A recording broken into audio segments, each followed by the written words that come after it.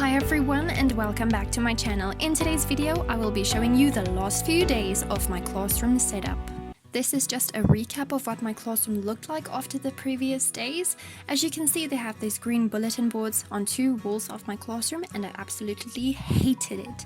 So I decided to cover them with black fabric. I know some people prefer to work with black paper, but that is just a bit of a mess when I work with it.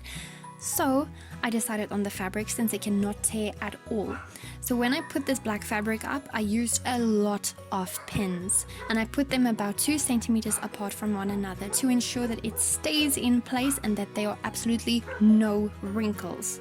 So I place them in, take them out, place them in again until that black rectangle of fabric is absolutely perfect. I did not mind the gaps in the middle of the 2 sections of black fabric because my borders of my classroom would have covered it in the end.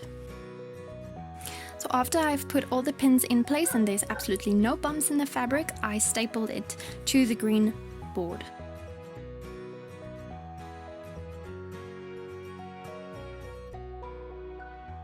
After I've taken out all the pins from the fabric, I place them at the bottom of the rectangle of fabric to ensure that when I cut the fabric, that I will cut it in a kind of a straight line and not very skew. This is what my classroom looked like when I finished covering all of the green bulletin boards with it, and I have to say it looks absolutely beautiful.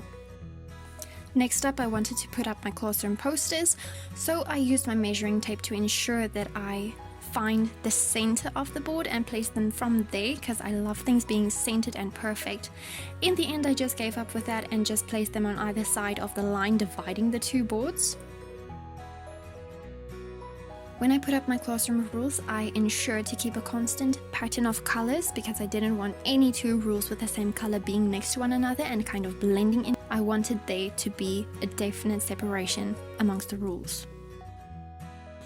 This section of decoration in my classroom is my growth mindset one, and I am so proud of what it turned out to look like.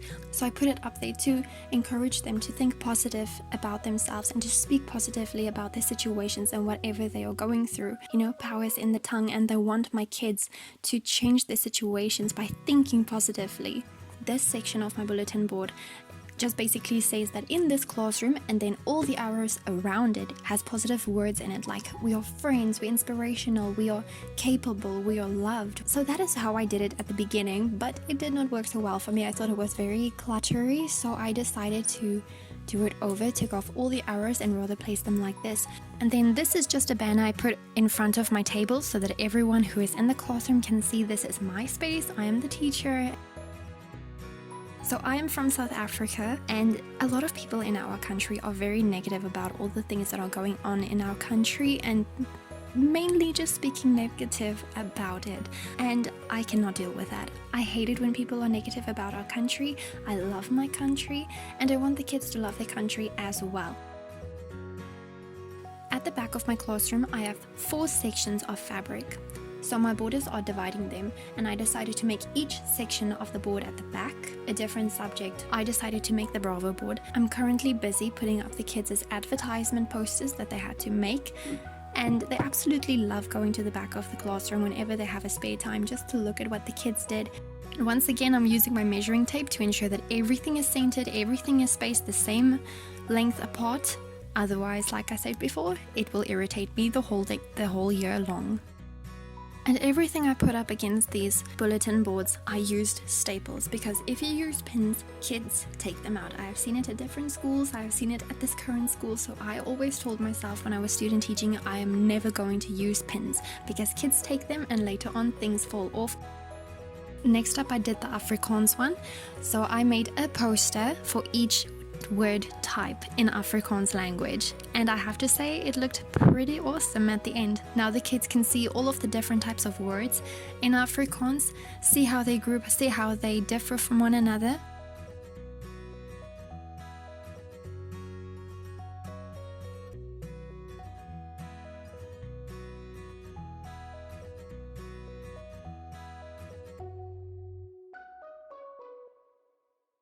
I do, however, wish that I made the middle page of that section orange as well as the Afrikaans wood at the top is, but I didn't want everything to look the same, so I made it blue as the Bravo board, and I regret it, so I might just redo that.